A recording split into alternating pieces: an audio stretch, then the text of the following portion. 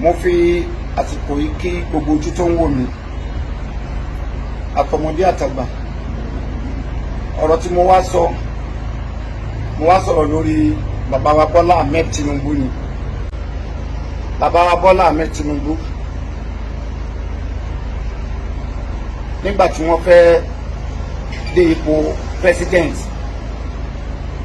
nítorí àwọn nǹkan tó ti ṣe fún mi lórí ọ̀rọ̀ ẹ̀tì, revelation wá bá mi wípé kí n lọ ṣe báyìí fún wọn ní beach. Mo lọ ṣe. Lẹ́yìn tí mo ṣe tán, ọ̀pọ̀lọpọ̀ èébú, èpè, gbogbo ẹ̀ ni mo gbà. Ṣùgbọ́n mi ò fi taratara bínú àbí ṣe bákan sí. Mo ti mọ̀ pé irú ẹ̀ gbọ́dọ̀ wáyé torí ẹni tí wọ́n nífẹ̀ẹ́ sí ni mí láti ipasẹ̀ eré tí mò ń ṣe. Àwọn tó wọ́n dẹ̀ expect irú nǹkan bẹ́ẹ̀ yẹn, ó máa bá wọn lójú pé kí ló dé, kí ló sún ọláìyá débi irú nǹkan báyìí. Irú nǹkan tó dẹ̀ ṣẹlẹ̀ yẹn, èpè àti èébú tó wá, ó máa wá láti ọ̀dọ̀ àwọn parties tí wọn kì í ṣe party tí bàbá wa ti jáde wá. Ó dẹ̀ tún máa wá láti ọ̀dọ̀ àwọn èèyàn tí wọ́n ní ìkùnsínú kan àbí méjì. Gbogbo yín pátá lè right o, kò sẹ́ni tó jẹ̀bi mi, kò sẹ́ni tó jẹ̀bi mi o, gbogbo yín right. Tó bá jẹ́ pé ńgbà tí bàbá wa wọlé tán, eku wa ń ké bí eku, ẹyẹ ń ké bí ẹyẹ, gbogbo ẹ̀yin tẹ́ bú mi pátá, ẹ máa wà reduced ní nínú èébú mi, ẹ tún máa nífẹ̀ẹ́ mi sí. Ṣùgbọ́n ńgbà tí expectation yín tí ẹ ò rí bẹ́ẹ̀, ẹ tún ń pè mí, mo tún ń rí àláàtì. Káàtì ẹ gbàgbọ́ pé àláàtì méjì náà ni mò ń rí. Láti fi iṣẹ́ mi mò ń rán láti owó, láti ọ̀dọ̀ ọrú yín mo dẹ̀ rán láti èpè lóríṣiríṣi lọ́lọ́kan òjọ̀kan. Ẹ ò jẹ̀bi o, aráàlú ń sunkún, aráàlú ń ké, òun ló fa gbogbo eléyìí tínú fi ń bí everybody. Àtàwọn ọmọ Nàìjíríà tó wà nílùú òyìnbó, they are not happy with the situation, with the present situation. Wọ́n á fẹ́ bá bàbá wa Tinubu sọ̀rọ̀. Dádì, èmi ò jẹ̀bi ipa tèmi kó nígbà tẹ́ fẹ́ wọlé president. Èmi ò bínú sí, mi ò dẹ̀ regret ipa tí mo kó. Torí pé ẹ̀yin náà ti ṣe nǹkan fún mi ní nǹkan tó la ẹ̀mí lọ. Ṣùgbọ́n mo fẹ́ sọ nǹkan kan fún yín ní àsìkò yìí. Inú aráàlú ò dùn, wọ́n ń sunkún,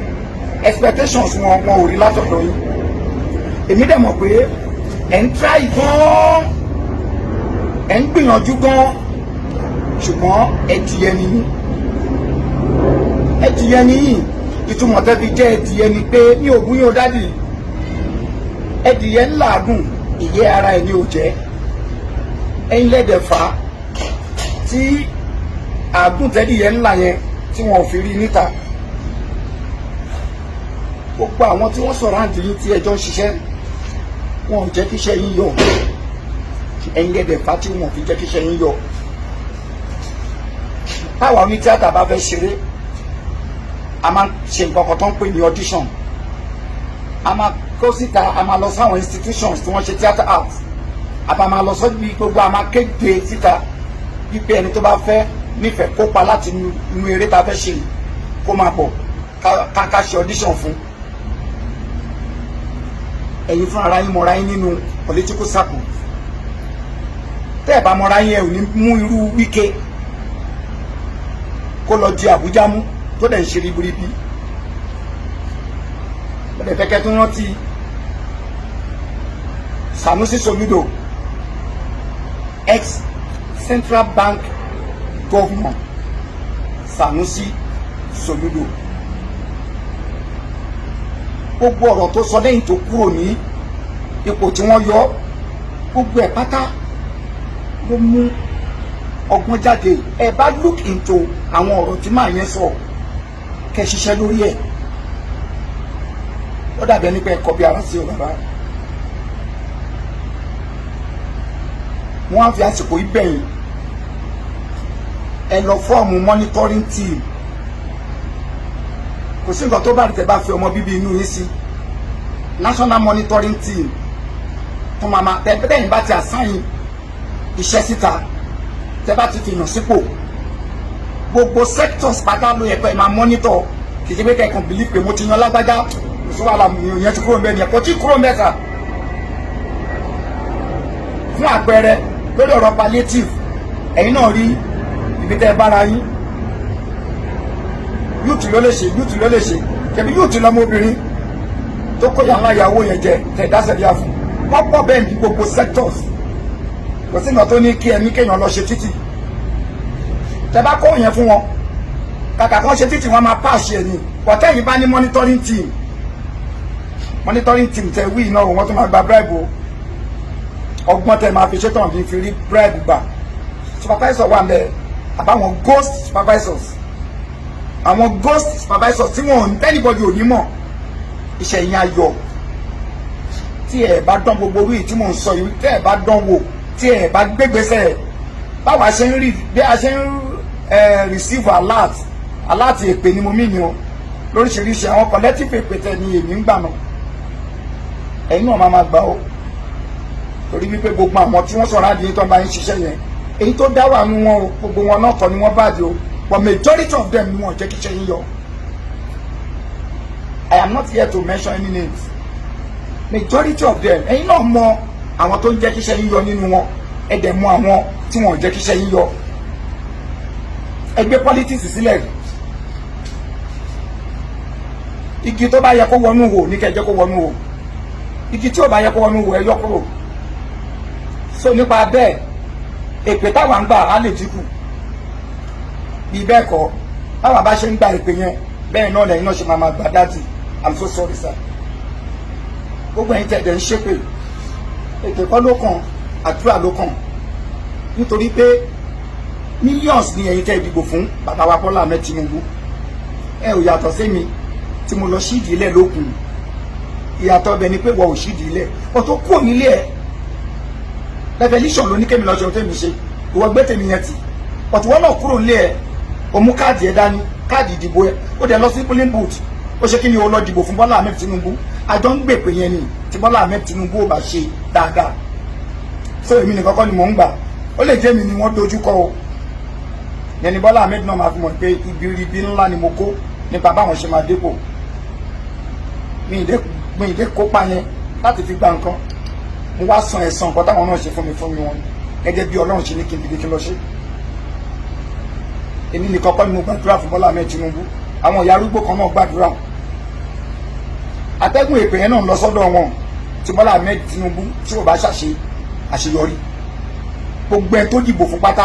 lè pè yẹn náà lọ sọ́dọ̀ wọn tí Bọ́lá Ahmed bá ṣàṣeyọrí so èmi àti ẹ lájọ ní role láti ṣe lájọ ní role láti play kí Bọ́lá Ahmed Tinubu kó ṣàṣeyọrí bàbá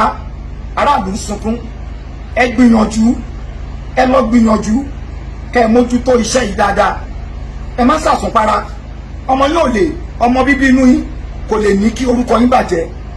ẹ jẹ́ kó ọmọ bíbí inú yín náà pẹ̀lú àwọn tó máa jẹ́ monitoring team gbogbo iṣẹ́ yín kan máa monitor ẹ̀ ohun tó ń fa ìṣubú àwọn past presidents tá a ti ní òun ni pé kọ́kàn give assignment out kán lè gbójú kán máa jẹ gbádùn kán bìlì pé no gbogbo àwọn tẹ̀ ń ránṣẹ́ yẹn kọ́ náà ń jẹ́ṣẹ́ yẹn bó ti tó àti bó ti yẹ kò ń jẹ́ kí iṣẹ́ ẹ̀yin tẹ̀ jẹ́ president kò ń jẹ́ kó yọ àwọn ọ̀dẹ̀ ní gbèpè ẹ̀yin lẹ́ máa gbèpè kó dẹ̀ wọ́n mi ká ẹ gbèpè èmi mọ̀ pé ní ọpọlọ àti tòlù ṣùgbọ́n inú kéèjì lẹ́wà inú kéèjì òun lẹ́wà gbogbo bí àwọn ẹbí yín gan ṣe ń rí yín ní bọ́dí lọ́mù kan náà rí yín sí ẹ ṣakọ ipò tá a gbé yín sí ni gbogbo èèyàn kan ló lè rí yín ní àwọ̀ so nípa bẹ́ẹ̀ àwọn monitoring kìíní yìí members yìí monitoring team yìí náà máa ṣiṣẹ́ tó máa jẹ́ kí iṣẹ́ yín yọ ẹ má kàn fọ́ lẹ́rán Ọlọ́run á fún yín ṣe Ọlọ́run á fún yín ṣe gbogbo ọmọ Nàìjíríà ẹ má bínú ẹ má bínú ẹ má bínú ẹ rí mi nídìí pé mi náà pẹ̀lú ẹ̀ tó kó sí yọ́yọ́ which means pé ẹ tẹ̀lé ọ̀rọ̀ tí mo sọ ní bíìsì ní ẹlẹ́fín náà dìbò láti sọ àìtẹ́ fi ń rọ̀jò èpè wá bá mi mo gbà kámú ṣùgbọ́n Ọlọ́run ọba ó rà níyàn yín orí tèmi orí ti yín ìbànújẹ́ ò ní wọlé tọ̀ yín èmi ò ní láti ṣépè padà ayọ̀ ajẹ́ ti gbogbo yín kì í ṣe pé ń déédéé bínú o ohun tó ṣẹlẹ̀ ló fà tẹ́ fi ń bínú ẹ má bínú mo gbé yẹn sọ́tọ̀ ẹ má bínú gbogbo tí n bá ti ṣe tínú yóò dùn sí lórí ọ̀rọ̀ Tinubu ẹ má bínú ẹ jọ̀ọ́ mo bẹ̀bẹ̀ ẹ jọ̀ọ́ ẹ má bínú mo bẹ̀ ọkùnrin mo bẹ̀ obìnrin mo bẹ̀ ọmọdé mo bẹ̀ àgbà ẹ má bínú I'm so sorry I am so sorry. Oya two má two tọ́mání go two tọ́mání go má two tọ́mání go mú fún mú ńlá fún kó gbé fún ọdún tuntun láwà ẹ̀yin tèmi ẹ jẹ́ pé bí ò sẹ́yìn kò sẹ́mi ẹ̀yin màámi ẹ̀yin brothers mi ẹ̀yin sisters mi àjọpàdà ẹ ṣe mí lóore kan lọ́wọ́ tẹ wà yìí tẹ bá fẹ́ máa rí mi wò bí ìran tẹ fẹ́ máa tún máa gbádùn mi lọ sí ẹ mọ̀ tẹ máa ṣe ẹ kò subscribe ṣe ẹ mọ̀ tẹ lọ́mẹ̀ Orokilawa TV ẹ máa rí everything tẹ fẹ́ mọ̀ nípa anybody tó wà ní movie industry àbí ní entertainment ẹ fẹ́ mọ̀ pa wọn ẹ máa rí lórí Orokilawa TV. God bless you. Thank you. Olúwa ló ní glory. Ṣé.